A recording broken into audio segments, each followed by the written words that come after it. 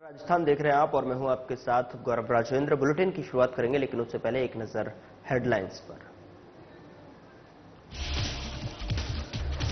जयपुर में सीएम शर्मा ने की स्वायत्त शासन विभाग की समीक्षा बैठक। अधिकारियों को सीएम ने दिए सख्त निर्देश। कहा नगर निकायों में विकास कार्य समय से पूरा करें। किशनगढ़ में वंदे भारत ट्रेन का होगा स्टॉपेज। केंद्रीय कृषि राज्य मंत्री भागीरथ चौधरी दिखाएंगे हरी झंडी। स्थानीय विकास को मिलेगी नई दिशा। राजस्थान के नेता प्रतिपक्ष टीकाराम जूली का 44वां जन्मदिन। कांग्रेस कार्यकर्ताओं समेत आमजनों ने जूली को दी बधाई। जूली की लंबी आयु के लिए की कामना। अजमेर में 4 करोड़ की लागत से बनेगी सड़क। विधानसभा अध्यक्ष वासुदेव देवनानी ने किया शिलान्यास। आमजन की समस्याएं सुनकर अधिकारियों को दिए निर्देश। अजमेर में राज्य स्तरीय सृजनात्मक प्रतियोगिताओं का समापन। विधानसभा अध्यक्ष वासुदेव देवनानी ने की शिरकत। कहा 2047 तक देश बनेगा विकसित। चलिए बुलेटिन की शुरुआत करते हैं। खबर जयपुर से है, जहां पर मुख्यमंत्री कार्यालय में सीएम भजनलाल शर्मा ने शुक्रवार को rising Rajasthan global investment summit और राज्य सरकार की प्रथम वर्षगांठ के अवसर पर आयोजित होने वाले विभिन्न कार्यक्रमों के आयोजन की समीक्षा की और बैठक में राज्य मंत्रिपरिषद के सदस्य और वरिष्ठ अधिकारीगण उपस्थित रहे। और इस दौरान सीएम ने कहा कि राज्य सरकार अपनी प्रथम वर्षगांठ पर तकरीबन गरीब, किसान, महिला और युवा सहित राज्य के सभी वर्गों को विभिन्न सौगातें देने जा रही है। और इस अवसर पर सरकार राज्य की जनता को अपने साल के कार्यकाल का लेखा जोखा भी देगी। बता दें कि प्रधानमंत्री नरेंद्र मोदी की मंशा के अनुरूप हम अंत्योदय के संकल्प के साथ में विकसित राजस्थान के सफर पर तेजी से प्रतिबद्धता के साथ अग्रसर हैं। हमने संकल्प पत्र के लगभग 50% वादे कार्यकाल के पहले साल में ही पूरे कर लिए हैं। वहीं उन्होंने कहा कि आगामी 9 से 10 और 11 दिसंबर तक आयोजित होने वाली rising Rajasthan global investment summit का राज्य में विभिन्न क्षेत्रों में मौजूद अपार संभावनाओं को धरातल पर उतारने में महत्वपूर्ण कड़ी साबित होगी। इससे राज्य में निवेश बढ़ेगा और युवाओं को व्यापार स्तर पर रोजगार उपलब्ध होंगे।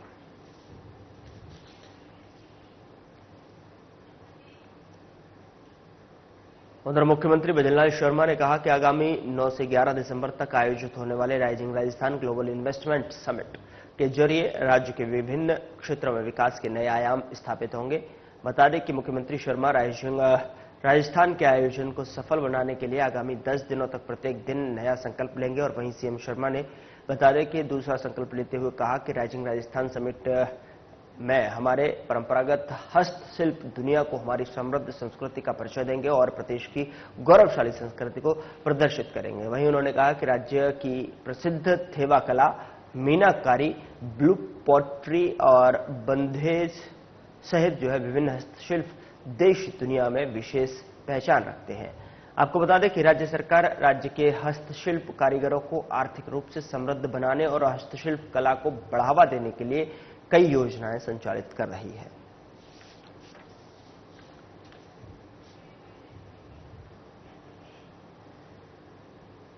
उधर जयपुर में सीएम भजनलाल शर्मा ने मुख्यमंत्री कार्यालय में स्वायत्त शासन विभाग की समीक्षा बैठक की अध्यक्षता की। और इस दौरान सीएम शर्मा ने कहा कि राजस्थान के नगर निकायों में आधारभूत विकास कार्यों के माध्यम से आमजन की सहूलियत में वृद्धि राज्य सरकार की प्राथमिकता है। उन्होंने कहा कि केंद्र और राज्य सरकार की नगरीय निकायों से संबंधित महत्वपूर्ण योजनाओं का धरातल पर समयबद्धता के साथ में क्रियान्वयन किया जाए, जिससे विकसित राजस्थान को जो संकल्पना है उसको साकार किया जा सके। साथ ही आपको बता दें कि वहीं सीएम ने अधिकारियों को निर्देश दिए कि वित्तीय वर्ष 2024-25 की बजट घोषणाओं को गुणवत्ता के साथ में समय से पूरा किया जाए। उन्होंने कहा कि प्रदूषण मुक्त सुगम यातायात के लिए प्रमुख शहरों में इलेक्ट्रिक बसों के संचालन की कार्ययोजना को जल्द पूरा किया जाए। और इसी के साथ उन्होंने अधिकारियों को जयपुर सिटी ट्रांसपोर्ट सर्विसेज के तहत 300 सीएनजी बसों के संचालन के लिए जरूरी कार्यवाही प्रारंभ करने के निर्देश दिए।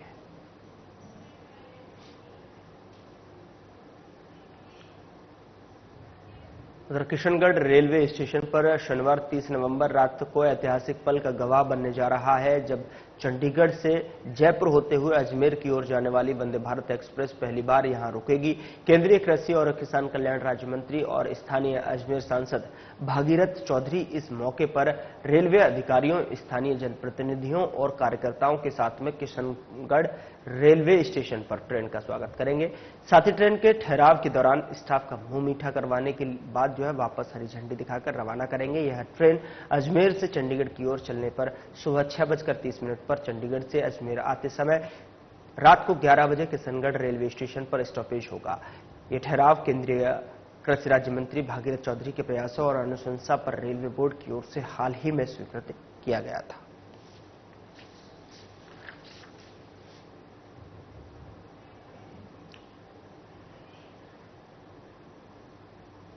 उधर राजस्थान के नेता प्रतिपक्ष टीकाराम जूली का आज 44वां बर्थडे है और इस अवसर पर सांसद, विधायक, कांग्रेस पार्टी के कार्यकर्ता सहित प्रदेश के आमजनों ने जूली को जन्मदिन की बधाई दी है और इस दौरान सभी ने जूली की लंबी आयु की कामना की और स्वस्थ जीवन की शुभकामनाएं दी हैं।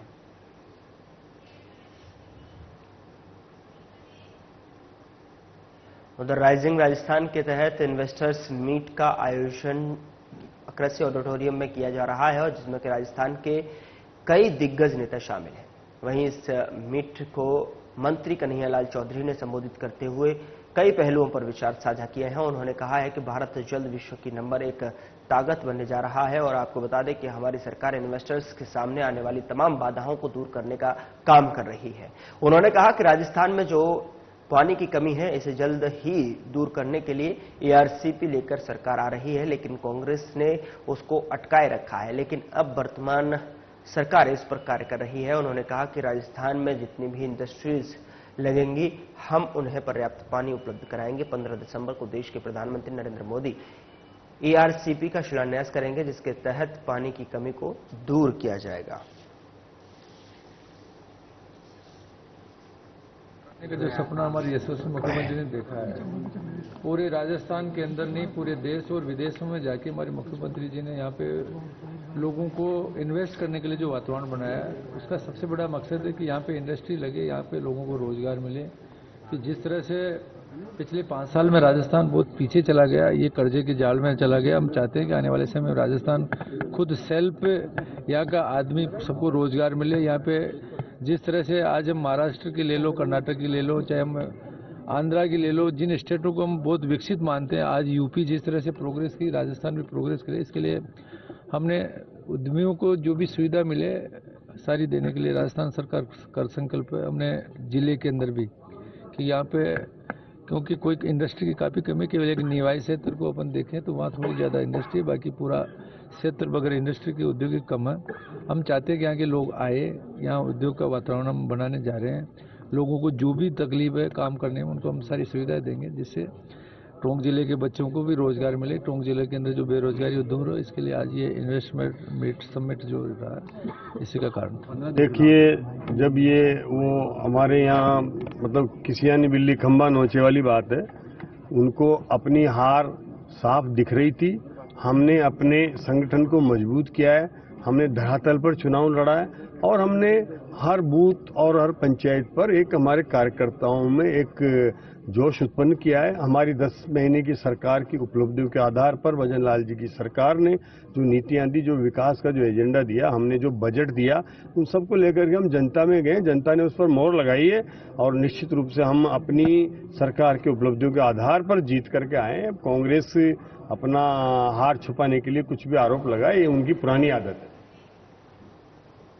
उधर अजमेर जिले के पंचशील नगर में विधानसभा अध्यक्ष वासुदेव देवनानी ने शुक्रवार को 4.04 करोड़ की लागत से बनने वाली सड़कों का शिलान्यास किया है। उन्होंने आमजन की समस्याएं भी सुनी और अफसरों को समाधान के निर्देश दिए हैं। और इस अवसर पर आयोजित कार्यक्रम में देवनानी ने कहा कि जनता की जो है लिए चुनी हुई सरकार है। किसी बात का सर्वाधिक महत्व है तो वो है आम जनता का हित, सुरक्षा और कामकाज की गुणवत्ता। उन्होंने जिला प्रशासन को सख्त निर्देश दिए हैं कि जनता के हित के साथ किसी तरह का समझौता नहीं हो।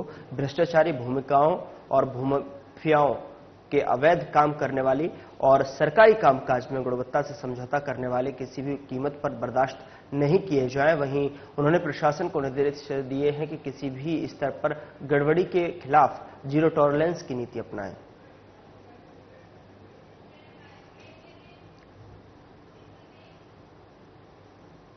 यहां रुक रहे एक छोटे से ब्रेक के लिए। ब्रेक के उस पार खबरों का सिलसिला लगातार जारी है।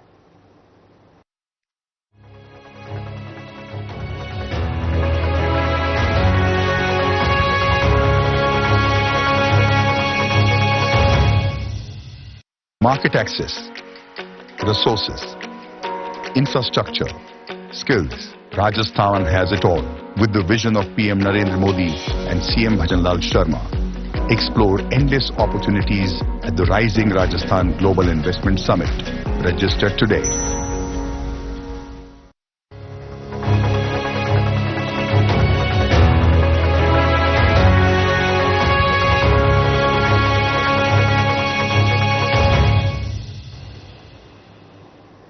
ब्रेक के बाद स्वागत है आपका। खबरों का रुख करते हैं। अजमेर जिले के राजकीय सावित्री कन्या उच्च माध्यमिक विद्यालय में विधानसभा अध्यक्ष वासुदेव देवनानी ने राजस्थान माध्यमिक शिक्षा बोर्ड की राज्य स्तरीय सृजनात्मक प्रतियोगिताओं का समापन किया और इस प्रतियोगिता में 34 जिलों के प्रतिभागियों ने 5 प्रतियोगिता में भाग लिया। बता दें कि कार्यक्रम को संबोधित करते हुए देवनानी ने कहा कि स्वस्थ प्रतिस्पर्धा जीवन में आगे बढ़ने के लिए आवश्यक है। विद्यार्थियों को पूरी तैयारी के साथ में प्रतिस्पर्धा में उतरना चाहिए और विद्यार्थी किताबी ज्ञान तक सीमित न रहकर शिक्षण पद्धति के साथ विश्लेषणात्मक तरीके से जुटें और विश्लेषण करना सीखेंगे तो वास्तविक ज्ञान प्राप्त होगा। यही विद्यार्थी को जीवन के प्रत्येक क्षेत्र में आगे लेकर जाएगा। और वहीं देवनानी ने कहा कि प्रधानमंत्री नरेंद्र मोदी ने साल 2047 तक देश को विकसित राष्ट्र के रूप में बढ़ाने का संकल्प लिया है। युवा इसके लिए ध्वजवाहक हैं और नई शिक्षा नीति में वो बदलाव किए गए हैं जो देश को आगे ले जाएंगे।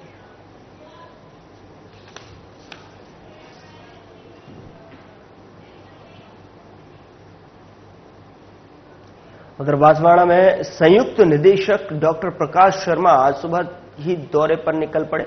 लगातार लेबों की पंजीयन का मामला सामने आने पर उन्होंने सुबह 7 बजे ही कार्रवाई शुरू कर दी और वो सबसे पहले हाईटेक लैब पहुंचे और इस लैब में कुछ दिन पूर्व ही CMHO डॉक्टर HL ताबियार ने भी जांच कर पंजीयन कराने के निर्देश दिए थे, लेकिन संचालक ने अब तक पंजीयन का आवेदन नहीं किया था। इस पर डॉक्टर शर्मा ने सख्त नाराजगी व्यक्त किया। हालांकि संचालक स्वयं मौजूद नहीं था और मौजूद कार्मिक भी अनुभवी नहीं मिले। इस पर कार्मिक ने स्वयं ही लैब पर ताला लगा दिया और डॉक्टर शर्मा से पंजीयन करवाकर ही शुरू करने की बात कही। इसी प्रकार राज्य सहारा और धारा लैब का भी निरीक्षण किया गया। यहां पर पंजीयन तो पाया गया लेकिन बायोमेडिक वेस्ट मैनेजमेंट का पंजीयन नहीं था। इस पर दोनों को प्रोसेस शुरू करने के निर्देश दिए हैं। साथ ही दोनों जगह कई प्रकार के दस्तावेज प्रदर्शित नहीं किए गए।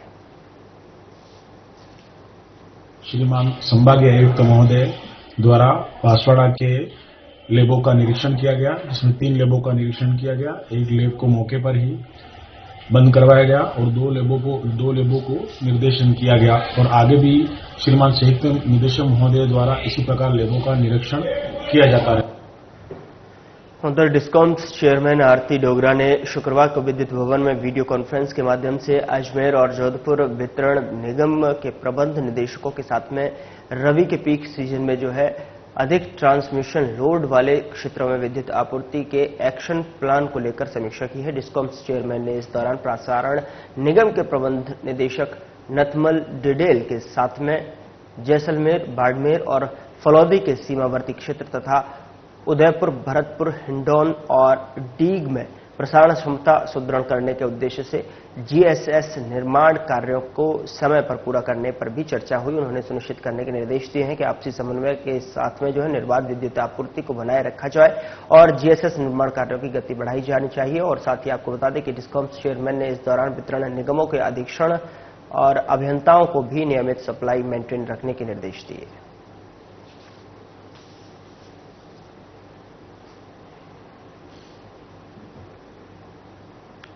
जयपुर के सीतापुरा स्थित Mahatma Gandhi college of pharmaceutical sciences के प्रांगण में डिप्लोमा फार्मेसी द्वितीय वर्ष के विद्यार्थियों का विदाई समारोह धूमधाम के साथ में मनाया गया। और आपको बता दें कि डिप्लोमा फार्मेसी प्रथम के विद्यार्थियों की ओर से अपने सीनियर विद्यार्थियों का स्वागत बड़े ही खूबसूरत संगीतमय माहौल में किया गया।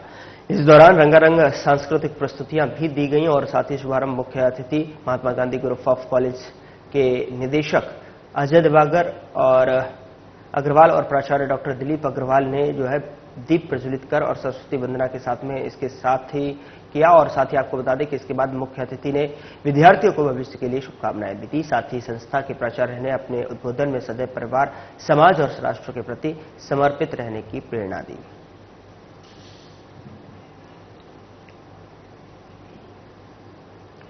जयपुर शहर का हृदय स्थल माने जाने वाले अल्बर्ट हॉल पर शुक्रवार की शाम शहर जो है थमसा गया। दरअसल आपको बता दें कि शहरवासियों सहित देशी विदेशी पर्यटकों ने पूरे शहर को तालियों का गड़गड़ाहट से गुंजायमान कर दिया और मौका था कि पर्यटन विभाग की ओर से आयोजित पाक्षिक सांस्कृतिक संध्या कल्चरल डायरीज के दौरान गायन, वादन और नृत्य की प्रस्तुतियों का। यहां पर भपन वादन, भवाई, चरी और घूमर नृत्य के साथ में कालबेलिया नृत्यांगनाओं की प्रस्तुति का जादू भी सभी के सिर पर चढ़कर बोला। बता दें कि उप मुख्यमंत्री दिया कुमारी की पहल पर लोक कलाकारों को मंच प्रदान करते हुए उन्हें संबल प्रदान करने के लिए पर्यटन विभाग ने कल्चरल डायरीज नाम से जो है पाक्षिक सांस्कृतिक संध्या की शुरुआत की है। इस पाक्षिक सांस्कृतिक श्रृंखला की पहली 2 दिनों में जो है प्रस्तुतियां नवंबर के दूसरे पखवाड़े में अल्बर्ट हॉल पर आयोजित हो चुकी हैं। इन प्रस्तुतियों की खासियत रही कि भपंग, वादन और कालबेलिया नृत्य 3 पीढ़ियों द्वारा प्रस्तुत किया गया।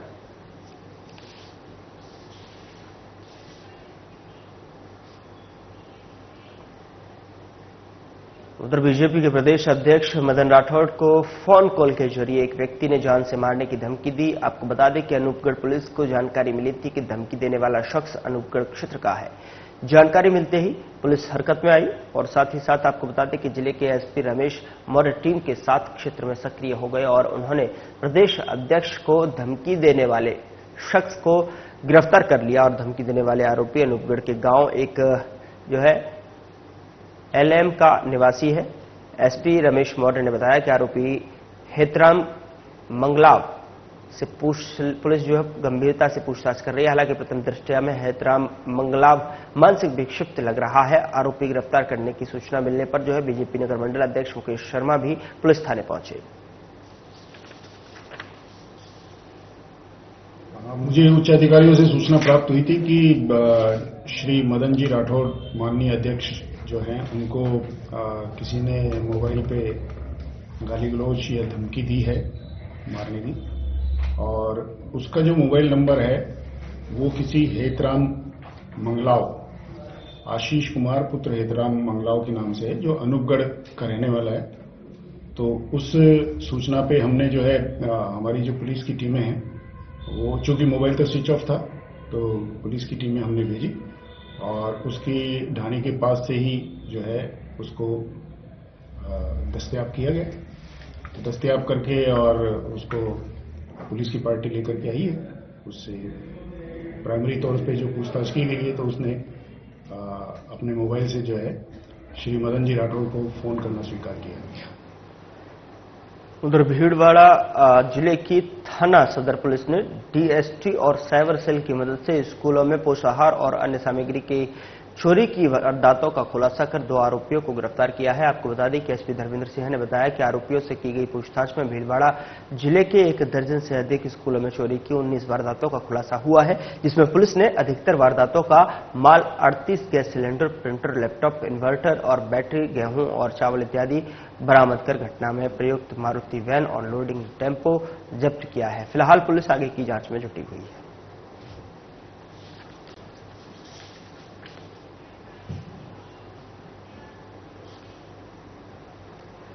खबर जयपुर से है, जहां पर 1.47 करोड़ रुपए की लूट और चूरू में एक युवक की हत्या कर फरार हुए 15,000 रुपए के इनामी मुख्य आरोपी अमित कुमार उर्फ मित्तला को जिले की सदर थाना पुलिस, एजीटीएफ और साइबर सेल की टीम ने फतेहपुर से दस्तयाब कर गिरफ्तार कर लिया है। आरोपी फरारी में वेश बदलकर पुष्कर मुंबई में भीख मांगकर गुजारा कर रहा था। वहीं पुलिस से बचने के लिए जो है भिखारियों के बीच में सोता था। एसपी जय यादव ने बताया कि 2 नवंबर को वार्ड नंबर 46 निवासी प्रेमचंद्र प्रजापति ने रिपोर्ट दी कि वो अपने भतीजे नरेंद्र प्रजापति के साथ में पार्टी कर रात के समय मोटरसाइकिल से घर आ रहा था। रास्ते में थार गाड़ी को रोड के बीच लगाकर अमित उर्फ मिथिला, शुभम ढाका और उसके साथियों ने उनकी बाइक रुकवाकर जो है लाठियों से मारपीट नरेंद्र की हत्या कर फरार हो गए थे और जो है रिपोर्ट पर प्रकरण दर्ज कर आरोपियों की तलाश शुरू की गई, जिसके बाद सफलता हासिल हुई।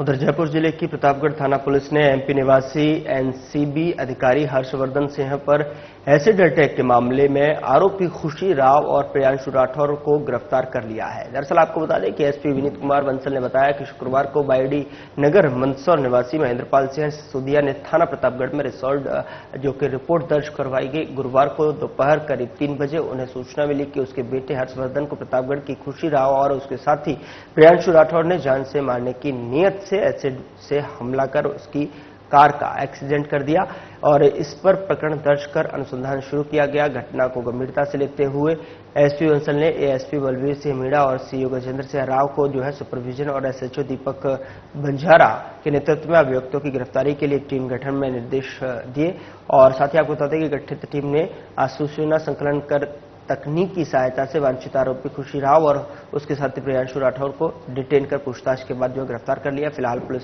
आगे की कार्रवाई में जुटी हुई है।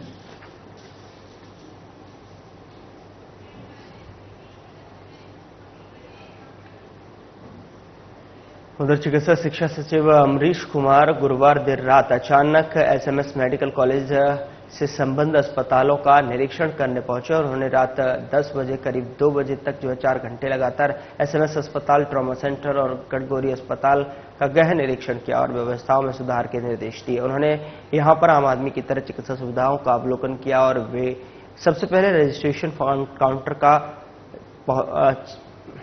निरीक्षण करने के लिए पहुंचे और वहां मौजूद स्टाफ से रजिस्ट्रेशन और भर्ती प्रक्रिया के बारे में पूछा। उसके बाद चिकित्सा शिक्षा और सचिव आपातकालीन इकाई में पहुंचे और जहां रोगियों के उपचार की प्रक्रिया, चिकित्सकों और नर्सिंग स्टाफ सहित अन्य कर्मियों की उपस्थिति की जांच की और इस दौरान एम्बुलेंस में आ रहे मरीजों का आपातकालीन इकाई तक पहुंचाने के लिए ट्रॉलीमैन की कमी पर उन्होंने नाराजगी व्यक्त की और शीघ्र जो ट्रॉलीमैन है उसकी संख्या बढ़ाने पर इमरजेंसी में सीनियर डॉक्टर्स की उपस्थिति सुनिश्चित करने और साफ सफाई व्यवस्था को बेहतर करने के निर्देश दिए।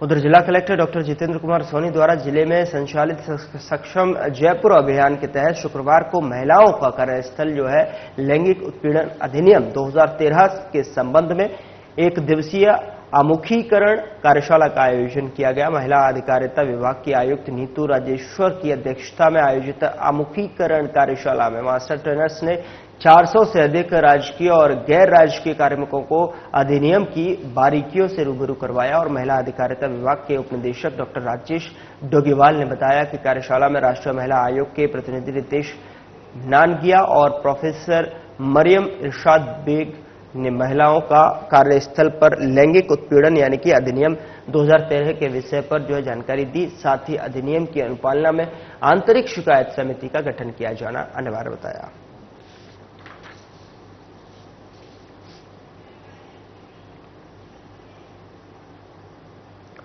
उधर मृत्यु के कारणों का चिकित्सकीय प्रमाण पत्र विषय पर स्वास्थ्य भवन में 28 नवंबर से चल रही 2 दिवसीय बैठक का समापन हो गया है।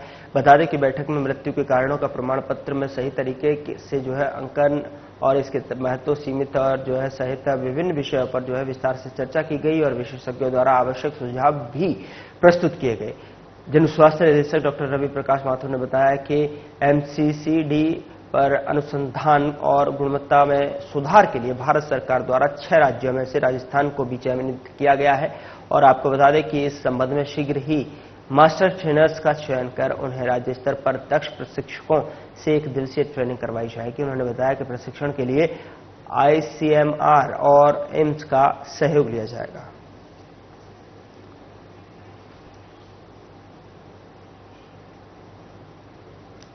उधर बानसूर उपखंड अधिकारी अनुराग हरित की अनूठी पहल की खूब सराहना की जा रही है। दरअसल उपखंड अधिकारी अनुराग हरित सहायक कर्मचारी के सेवानिवृत्त होने पर राजकीय वाहन में आगे बैठकर जो है उनके घर तक छोड़ने का काम किया। वहीं एसडीएम खुद गाड़ी में पीछे बैठते हुए नजर आए। और आपको बता दें कि कर्मचारियों के प्रति अधिकारी की इस सराहनीय पहल से उपखंड कार्यालय के कर्मचारियों ने खूब प्रशंसा की।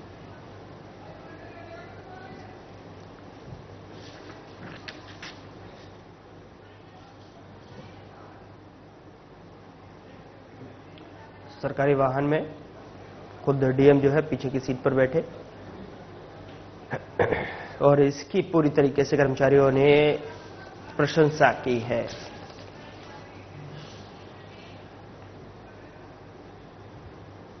फिलहाल बुलेटिन में इतना ही। नमस्कार।